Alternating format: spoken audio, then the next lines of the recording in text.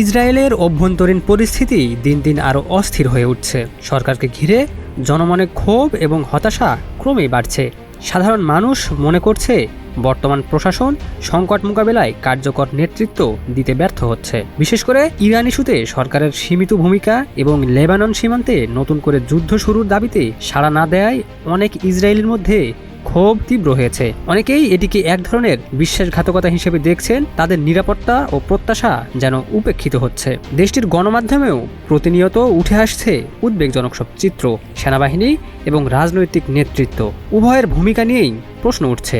Lebanon সীমান্তে সেনা কার্যক্রম নিয়ে ঘরবাড়ি ধ্বংস, লুটপাট এবং শৃঙ্খলার অবনতির মতো অভিযোগ পরিস্থিতিকে আরও জটিল করে তুলছে। যদিও সেনাবাহিনীর প্রতি কিছুটা আস্থা এখনও রয়েছে, তবে রাজনৈতিক নেতৃত্বের প্রতি সেই আস্থা অনেকটাই কমে গেছে। বিশেষ করে উত্তর সীমান্তে চলমান সংকট মোকাবেলায় সরকারের কোনো সুস্পষ্ট পরিকল্পনা না থাকায় সাধারণ মানুষের উদ্বেগ ক্রমশ বাড়ছে। সবচেয়ে বড় চ্যালেঞ্জ হিসেবে দেখা দিচ্ছে হিজবুল্লাহকে নিরস্ত্রীকরণের প্রশ্ন। কিভাবে এই লক্ষ্য বাস্তবায়ন করা হবে সে বিষয়ে সরকারের পক্ষ থেকে পরিষ্কার কোনো রোডম্যাপ পাওয়া যাচ্ছে না।